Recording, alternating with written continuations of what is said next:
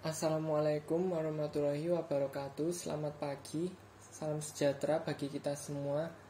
Kepada yang terhormat Ibu Ika Korika Swasti selaku dosen pengampu mata kuliah Manajemen Sumber Daya Manusia kelas E serta teman-teman kelas E sekalian, di sini kami dari kelompok 10 akan mempresentasikan hasil diskusi kami tentang materi penilaian kinerja.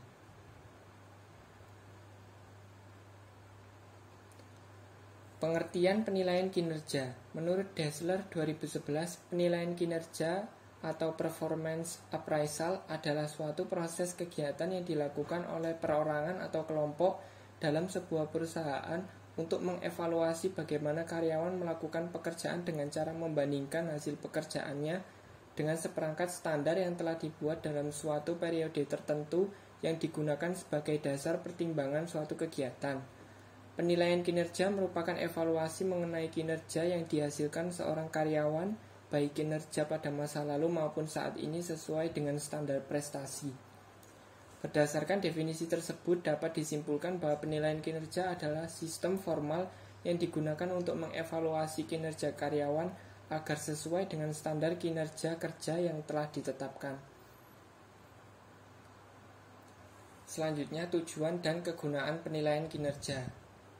Penilaian kinerja bertujuan untuk mengevaluasi dan memberikan umpan balik pada karyawan yang akan mengembangkan karyawan dan juga keefektifan organisasi. Tujuan penilaian kinerja. Yang pertama, mengetahui keterampilan dan kemampuan karyawan.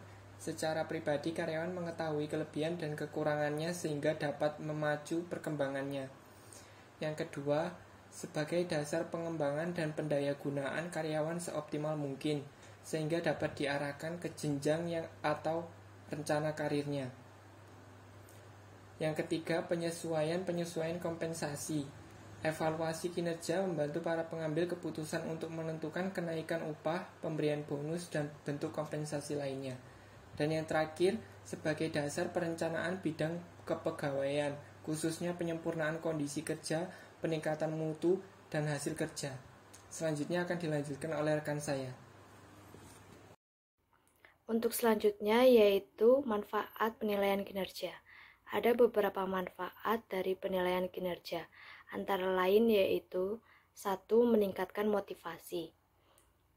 Dalam penilaian kinerja, karyawan tentunya ingin dinilai baik oleh penilai. Oleh sebab itu, dalam penilaian kinerja ini membuat karyawan termotivasi untuk memberikan kinerja yang optimal. Kedua, meningkatkan kepuasan hidup. Adanya penilaian kinerja ini memberikan keuntungan bagi karyawan. Karyawan yang dinilai baik tentunya akan mendapatkan sebuah keuntungan, yaitu promosi atau kenaikan jabatan. Selain itu, karyawan yang dinilai baik juga mendapatkan suatu reward. Dari reward tersebut tentunya membuat karyawan memiliki kepuasan hidup yang lebih baik. Yang ketiga, pengembangan tentang pengetahuan dan kelemahan menjadi lebih besar. Dalam penilaian kinerja ini, membantu karyawan untuk mengetahui kelebihan dan kekurangannya dalam kinerja yang selama ini mereka lakukan. Dengan adanya penilaian kinerja, karyawan bisa membangun kelebihan dan mengurangi kelemahan semaksimal mungkin. Yang keempat, adanya pandangan yang lebih jelas tentang konteks pekerjaan. Dalam penilaian kinerja ini tentunya membuat karyawan menjadi lebih jelas lagi apa yang harus mereka lakukan dalam suatu pekerjaannya. Yang kelima, peningkatan pengertian tentang nilai pribadi.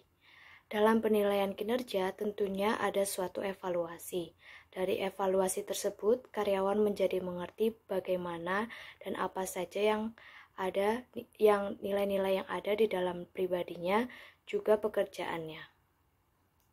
Yang keenam, kesempatan untuk mendiskusikan permasalahan pekerjaan dan bagaimana mereka mengatasinya. Dari hasil penilaian kinerja, tentunya dapat membantu atasan dan karyawan untuk menyelesaikan suatu permasalahan atau solusi. Untuk selanjutnya yaitu orang yang melakukan penilaian kinerja. Penilaian kinerja dilakukan langsung oleh supervisor. Supervisor biasanya mengamati, mengevaluasi kinerja karyawan, juga bertanggung jawab atas kinerja karyawan tersebut. Tim sumber daya manusia juga harus melatih pengawas untuk meningkatkan keterampilan penilaian, memantau efektivitas sistem penilaian. Untuk selanjutnya, metode penilaian kinerja. Metode penilaian kinerja terdapat 4 metode, antara lain yaitu 1. Skala peringkat grafis. Skala peringkat grafis adalah metode yang paling sederhana dan paling populer untuk menilai kinerja. Supervisor menilai setiap karyawan dengan memeriksa skor yang paling tinggi, menggambarkan kinerja karyawan untuk setiap sifat atau standar penilaian kinerja pada perusahaan tersebut. 2. Metode perbandingan berpasangan. Metode perbandingan berpasangan membuat metode peringkat lebih tepat untuk setiap kuantitas pekerjaan, kualitas kerja, dan sebagainya. Supervisor membandingkan setiap karyawan dengan karyawan lainnya. Kemudian, supervisor memilih siapa karyawan yang lebih baik dari pasangan tersebut. Yang ketiga, metode insiden kritis. Metode insiden kritis adalah metode penilaian kinerja yang membutuhkan pemeliharaan dokumen-dokumen tertulis mengenai tindakan-tindakan karyawan yang sangat positif dan sangat negatif. Ketika tindakan tersebut yang disebut insiden kritis mempengaruhi efektivitas departemen secara positif ataupun negatif, manajer mencatatnya. Pada akhir periode penilaian menggunakan catatan-catatan tersebut bersama dengan data-data lainnya untuk mengevaluasi kinerja karyawan. Yang keempat, metode distribusi paksaan. Metode distribusi paksaan adalah salah satu metode penilaian kinerja di mana penilai membagi orang-orang ke dalam suatu kelompok kinerja dengan kategori terbatas. Penilaian ini memberikan kesan bahwa tidak ada dua orang bawahan yang memiliki kinerja yang sama persis. Istilah distribusi paksaan digunakan untuk menggambarkan format penilaian, di mana seorang atasan dipaksa mendistribusikan staf pada beberapa kategori kinerja. Pada saat dilakukan penilaian kinerja, akan ada banyak permasalahan-permasalahan yang ditemui dalam suatu perusahaan. Permasalahan tersebut antara lain 1. Skala peringkat masih bergantung pada penilaian jenis grafis. Padahal, skala peringkat rentan terhadap munculnya standar yang tidak jelas, efek halo, kecenderungan terpusat, dan bias. 2. Penilaian kinerja yang dilakukan kadangkala bersifat subjektif. 3. Perubahan standar. 4. Hasil penilaian kinerja kadangkala jika tidak sesuai dengan apa yang diharapkan akan menimbulkan guncangan psikologis bagi karyawan. 5. Biaya yang dikeluarkan untuk melakukan penilaian kinerja mahal, apalagi jika perusahaan tersebut harus mengundang tenaga ahli dari luar seperti konsultan psikologis. 6. Kemungkinan terjadi budaya yang tidak sehat di perusahaan. 7. Masalah hukum dan etika dalam penilaian kinerja. Tidak dapat dipungkiri bahwa dalam proses penilaian kinerja akan muncul permasalahan-permasalahan yang terjadi di dalam perusahaan. Oleh karena itu diperlukan sebuah solusi yang tepat. Solusi untuk menyelesaikan masalah serta menumbuh kembangkan semangat dan kinerja yang baik di kalangan karyawan adalah dengan membangun sifat kekeluargaan dan pendekatan atau approach. Karena seringkali karyawan itu merasa bahwa pimpinan adalah seseorang yang dianggap memiliki kekuasaan dan wewenang untuk memerintah dan karyawannya harus mematuhi perintah tersebut. Dalam kondisi yang seperti ini dapat menimbulkan terjadinya kekakuan dalam bekerja dan komunikasi antar atasan dan bawahan akan terganggu.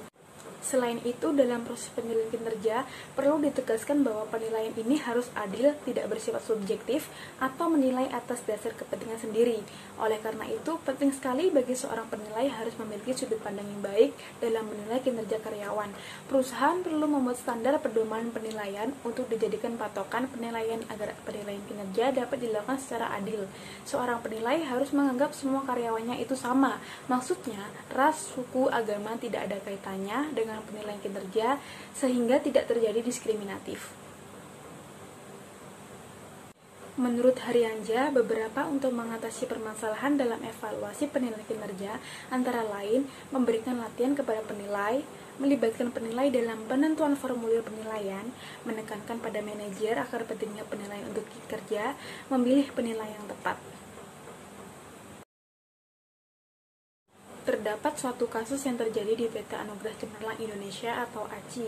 Selama penilaian kinerja, karyawan di PT ACI menggunakan metode employee comparison, di mana karyawan yang menghasilkan jumlah output yang lebih banyak dibandingkan karyawan lainnya, maka karyawan tersebut dianggap memiliki kinerja yang baik. Metode penilaian ini dianggap oleh karyawan PT ACI tidak adil. Penilaian kinerja karyawan di PT ACI ini hanya memiliki satu kriteria penilaian saja, yaitu jumlah output yang dihasilkan atau quantity. Karena ketidakmampuan supervisor atau ketidakadilan yang melekat pada metode penilaian, banyak penilaian yang tidak adil. Berdasarkan apa yang dibahas dalam buku Dessler Gary, bahwa dalam melakukan penilaian kinerja, standar karyawan harus jelas. Karyawan harus memahami dasar di mana supervisor akan menilai mereka, dan penilaian harus objektif. Artinya, penilaian memfokuskan pada beberapa kriteria. Selain itu, menilai karyawan berdasarkan penguasaan kompetensi mereka, keterampilan, pengetahuan, atau perilaku pribadi pekerja.